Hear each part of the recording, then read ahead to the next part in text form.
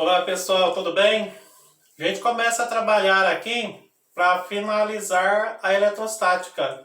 A gente vai começar a trabalhar com a capacidade elétrica de um condutor em receber carga, depois a capacidade elétrica dos capacitores, que são dispositivos usados com a finalidade de armazenar um pouco de carga elétrica também. E a gente vai começar com a capacidade elétrica de condutores, na página 64. Quando você eletriza um condutor, aqueles corpos que recebem bem carga elétrica, que são eletrizados com facilidade, as cargas elétricas vão ficando aqui no centro, mas como são cargas de mesmos sinais, a tendência é uma a repelir. Mesmo que você coloque no centro, essas cargas vão espalhando pela superfície do condutor. À medida que você vai injetando carga, ele vai aumentando o seu potencial. Porque a gente estudou, que potencial elétrico de um corpo vai ser constante vezes carga sobre distância. À medida que a gente vai aumentando a quantidade de carga, vai aumentando o potencial também. O potencial dessa quantidade de carga, a gente considera que ela está aqui, mais ou menos no centro do condutor. Faz com que ele vá, a partir da sua superfície, desenvolvendo um potencial. Desprezando as dimensões, o formato do corpo aqui. Só que tem uma quantidade de carga que ele consegue armazenar. Essa quantidade de carga que ele consegue armazenar, em função do potencial que essa quantidade de carga vai desenvolvendo, determina uma nova grandeza física que é a capacidade elétrica do condutor. A capacidade elétrica do condutor nada mais é do que a razão entre a quantidade de carga que ele armazena e o potencial que ele desenvolve devido a essa quantidade de carga. Essa capacidade elétrica aqui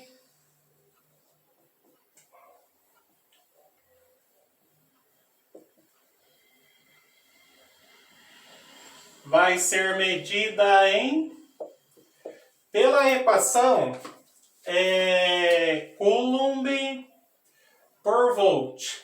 Só que ela recebe um nome que é também homenagem a um cientista, que é Faraday. Representa por F. Às vezes aparece com Y aqui ou Faraday. São três maneiras de escrever. É o mesmo. Aqui como sobrenome é maiúsculo, Faraday. Às vezes aparece Faraday. E às vezes aparece Faraday. É o mesmo, tá? Eu uso essa aqui, Faraday. Então a capacidade elétrica é medida em Faraday. Esse Q é a quantidade de carga elétrica medida em Coulomb, a gente já estudou. V é o potencial desenvolvido em função dessa quantidade de carga. Quando a gente trabalhou o potencial elétrico, a gente desprezava as dimensões, Aparecia lá uma carga pontiforme, só que essa carga estava eletrizando um corpo qualquer. É como se a gente tivesse a carga aqui e o ponto aqui, calculando o potencial dela nesse ponto aqui. Por exemplo, superfície. A quantidade de carga também a gente poderia calcular assim, Trabalhando essa equação, fazendo uma regrinha de 3, a quantidade de carga armazenada num condutor pode ser produto da sua capacidade elétrica pelo potencial. Só fazer a regrinha de 3 ali. Geralmente é o que é pedido, a capacidade elétrica ou então a quantidade de carga armazenada, ok? Bom, os condutores esféricos são os mais utilizados. Por quê? pela simetria da força de repulsão. Por exemplo, aqui a força de repulsão entre essas duas cargas é uma. Entre essas duas que está numa distância menor já é outra. Então vai variando. Já neste caso, não. Se você pegar um condutor esférico, considera-se que a quantidade de carga que eletriza está ali no centro. Mas a gente acabou de ver que essas cargas estão na superfície do condutor. E ele é bastante utilizado no dia a dia por causa disto. Por quê? A força de repulsão entre elas é sempre em função do diâmetro do condutor. São os mais usados. Fios, né, que a gente tem aí no cotidiano, todos cilíndricos, a superfície dele é esférica. Então são os mais comuns, são os mais usados. E aqui também esse condutor, quando eletrizado, vai criando, a partir da sua superfície ou até internamente, um potencial elétrico. Depois a gente vai discutir o potencial interno na superfície, externo dos condutores, tá? Como fica. Mas valem as mesmas equações, são iguais, tá?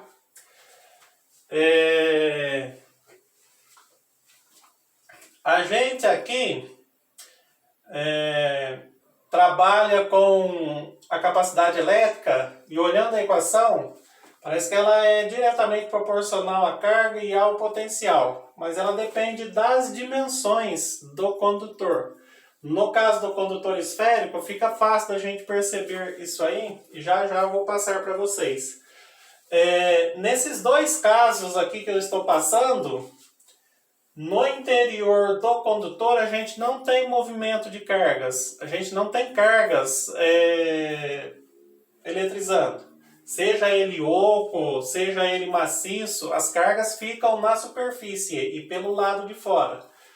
Quando ele atinge a capacidade máxima e essas cargas ficam pelo lado de fora eletrizando o condutor, a gente diz que ele está em equilíbrio, tá? Então, quando não tiver movimento interno no condutor, quando as cargas estiverem na superfície, quando ele estiver com a sua capacidade máxima, com a sua carga máxima, ele está em equilíbrio. Então, o condutor em equilíbrio eletrostático está quando no seu interior não tivermos movimento de cargas elétricas. Bom,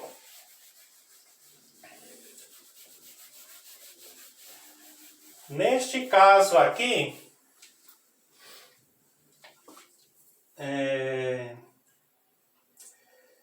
vou usar essa equação aqui. Capacidade elétrica é quantidade de carga dividido pelo potencial elétrico. Uma equaçãozinha que a gente aprendeu para calcular o potencial elétrico foi constante vezes carga sobre distância.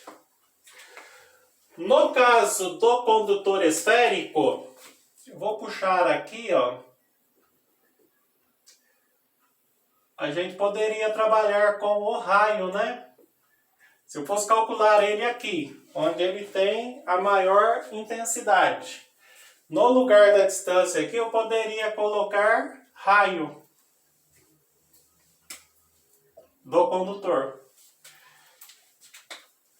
Depois eu vou passar para vocês que o potencial interno e na superfície são iguais, tá?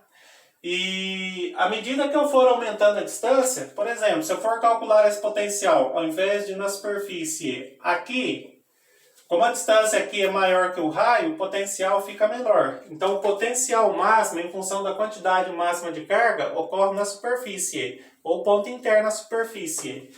E a gente trabalha com a medida do raio. Daí eu vou trazer para cá. Então fica a capacidade elétrica que vai ser quantidade de carga. Onde eu tenho potencial? Vou colocar K vezes Q sobre R. Como a carga é a mesma, eu vou cancelar. Aí sobra um aqui e sobra um aqui. Aí como que a gente faz? Multiplica a primeira, que é 1, pelo inverso da segunda. O inverso de K sobre R é R sobre K. Então, daqui a gente tira que a capacidade elétrica de um condutor está diretamente ligado às suas dimensões. E depende também do meio material onde ele está inserido, em função da constante eletrostática, tá? Diferente da definição, que é a quantidade de carga dividido pelo potencial elétrico, tá? Então, é isso aí. Depende das dimensões e não necessariamente da quantidade de carga. Bom, no caso do condutor esférico, a gente vai dar uma analisada aqui no potencial e no campo elétrico. Primeiro, campo elétrico.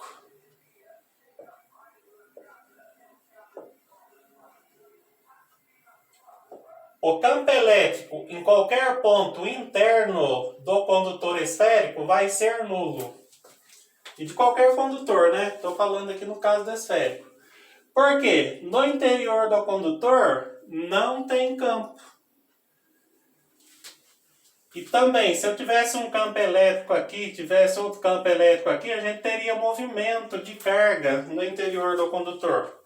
Para o condutor estar em equilíbrio, a gente não pode ter movimento de carga, então o campo elétrico lá tem que ser igual a zero, tá? O campo elétrico na superfície vai ser K vezes Q sobre 2 vezes raio ao quadrado. É onde o campo elétrico tem o seu valor máximo. Em um ponto próximo à superfície, mas muito próximo mesmo.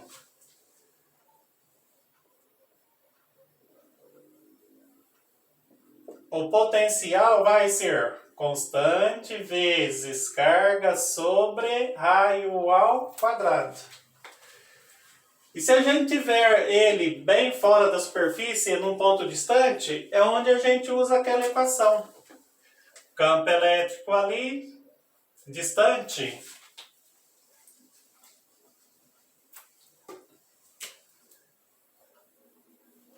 vai ser constante vezes carga sobre distância ao quadrado. Que é aquela equação que a gente aprendeu, tá? Porque lá a gente desprezava as dimensões do condutor. Marcava uma quantidade de carga aqui, até chamava de carga pontual, né? E marcava a distância e calculava o campo. Agora a gente está levando em consideração as dimensões do condutor, então a gente tem que analisar, tá?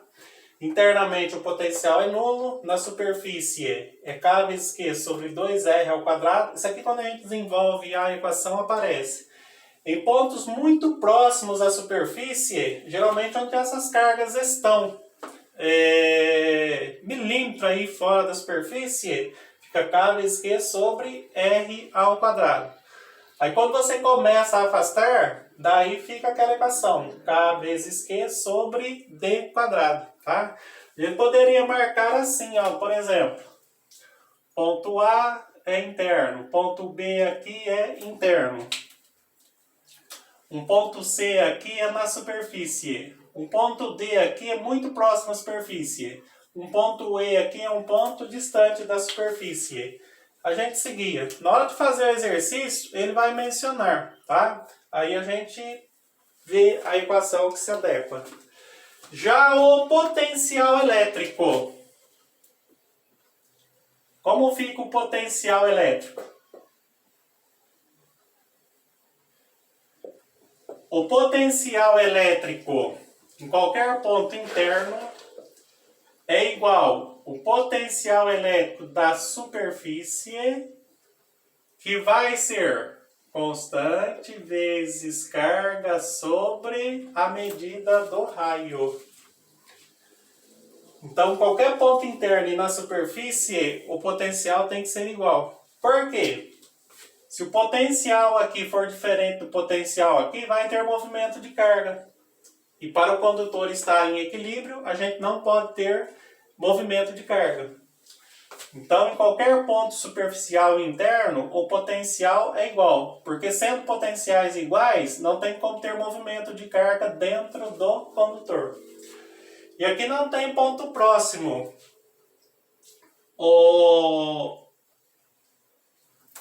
Aqui eu coloquei campo, tá errado, é potencial, né? Potencial, gente, ó. Potencial de um ponto interno é igual ao potencial da superfície, que é K vezes Q sobre E. E aqui não é ao quadrado, viu? Diferente daqui. E agora o potencial em qualquer ponto externo, que vai ser constante vezes carga sobre distância. Que é o que a gente usava lá nos exercícios, né? Lá a gente expressava as dimensões dos corpos eletrizados, era como se fosse um ponto, essa quantidade de carga, que não estivesse espalhada aqui. Aí marcava a carga à distância, trabalhava com esta equação, tá? Então é isso aí. Isso aqui é bom guardar porque quando a gente trabalha com os condutores, isso aqui faz diferença, tá? Apesar de que na maioria das vezes a gente trabalha com a equação geral, né, de campo elétrico e também do potencial elétrico. Mas é bom saber que quando vai analisar principalmente o condutor esférico, servem essas equações aqui. Campo elétrico interno é zero, na superfície é K vezes Q sobre 2R quadrado, próximo à superfície, mas muito próximo mesmo, K vezes Q sobre R ao quadrado, distante, K vezes Q sobre D ao quadrado, que é a equação geral. O potencial elétrico interno na superfície tem o mesmo valor, K vezes Q sobre R. O potencial não é nulo internamente, ele tem um valor, tá? E externamente, em qualquer ponto, desde próximo até muito distante, K vezes Q sobre D, que é a equação geral que a gente usava. Bom, quando o condutor tem uma parte pontiaguda, as cargas elétricas migram para essa ponta. É onde a gente fala poder das pontas. Vamos supor que aqui a gente tivesse uma parte pontiaguda no condutor. O que iria acontecer? Cargas daqui iriam para cá, ó. Aqui ele teria uma concentração de cargas. E aqui a gente ficaria com menos carga. Não altera a capacidade elétrica, não altera o potencial, tá? Mas a configuração altera. Isso aí explica alguns fenômenos do cotidiano. O para-raios, por exemplo. O para-raios é assim. A gente tem a Terra aqui. Ele é uma lança de metal ligada a um fio de cobre na Terra. A Terra é um grande reservatório de elétrons. Geralmente são elétrons que tem aqui espalhado, tá? O para-raio, sendo de metal, ele vai concentrar uma maior quantidade de cargas elétricas ali. Em dias de chuva, nuvens pesadas, o que acontece? Nessa parte de baixo da nuvem, a gente tem elétrons. E na parte de cima, a gente tem prótons. Como ela baixa, diminui a distância aqui para a Terra, aí o que vai acontecer? Esses elétrons aqui vão induzir prótons aqui na superfície da Terra. Lembra lá do processo de eletrização por indução? Aí esses prótons sobem e ficam aqui. eletrizando o para-raios. Prótons. O ar aqui fica aquecido. Aí o que vai acontecer? Essa concentração de elétrons aqui, de prótons aqui, faz o campo elétrico aqui ir aumentando. Quanto maior a concentração de prótons aqui e elétrons ali, faz com que o campo elétrico entre a Terra e a nuvem aumenta. Vai chegar um momento que o ar aqui vai ficar saturado, elétrons vão saindo para o ar. Aí a gente diz que o ar atingiu a rigidez elétrica. Aí já dá para a gente até comentar. O que vem a ser rigidez elétrica? É quando um condutor, no caso o ar é um condutor, né? Atinge o seu campo elétrico máximo. Daí não consegue mais armazenar carga, aí ocorre a descarga. Os elétrons daqui vão ser atraídos pelo para-raios e vão para a Terra. A Terra não tem problema receber do ar elétrons não, tá?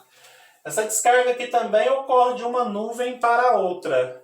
E geralmente a descarga é de elétrons para a Terra. Quando o ar aqui está saturado, quando o ar atinge a sua rigidez de elétrica. Quando o campo elétrico aqui entre a Terra e a nuvem atinge o seu valor máximo possível, não tem como mais aumentar.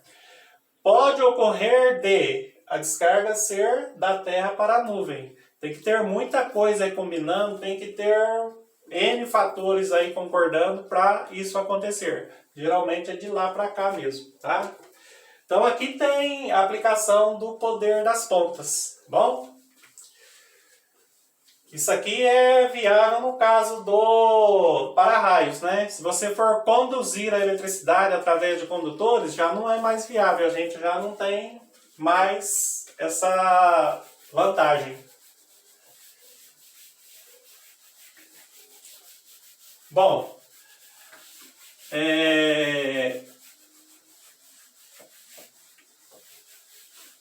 para a gente fechar aqui, vamos supor que eu tenho aqui dois condutores. Um condutor A e aqui um condutor B.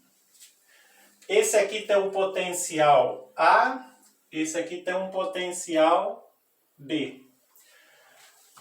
Vamos supor que o potencial de B seja maior que o potencial de A. Se a gente ligar esses dois condutores através de um fio condutor, um fio de cobre, por exemplo, o que vai acontecer? Elétrons vão migrar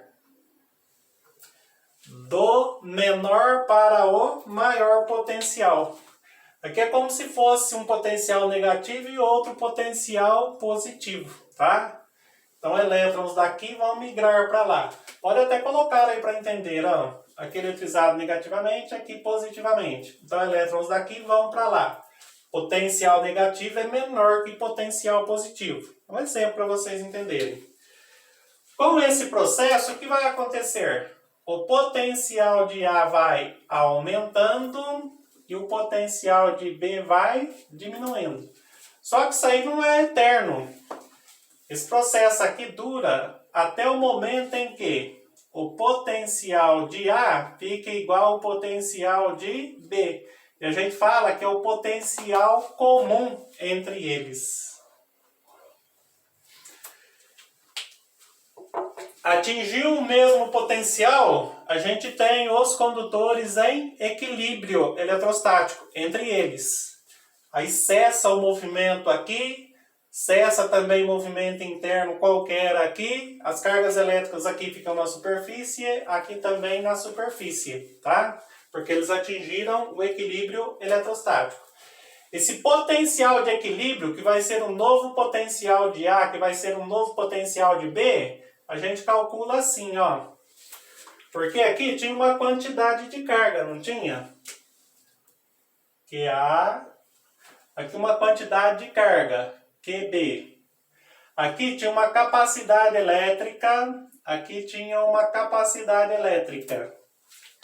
Então, esse potencial de equilíbrio vai ser a carga de A mais a carga de B sobre a capacidade de A mais a capacidade de B.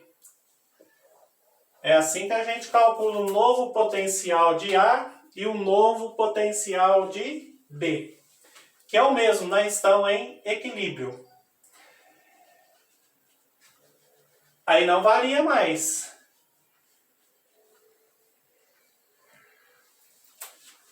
Aqui a gente tem um potencial, aqui a gente vai ter o mesmo potencial, tá?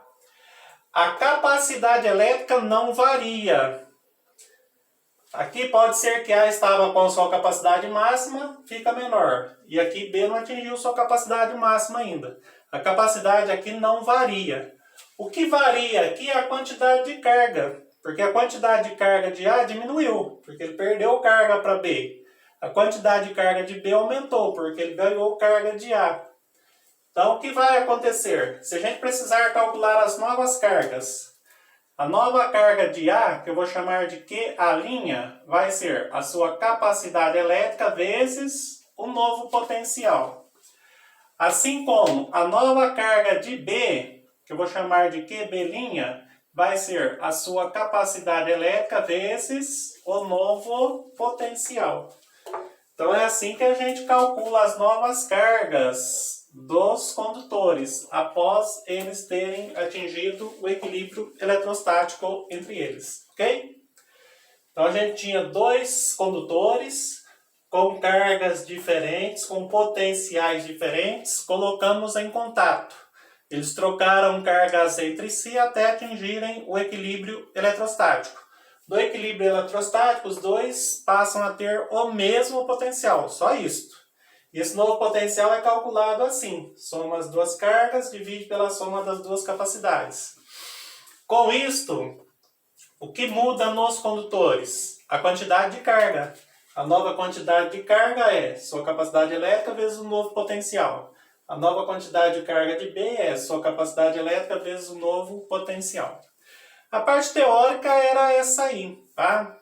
Eu vou na próxima aula fazer alguns exercícios, algumas explicações aí da parte teórica. Eu volto a repetir nos exercícios, porque os exercícios aqui a maioria são teóricos.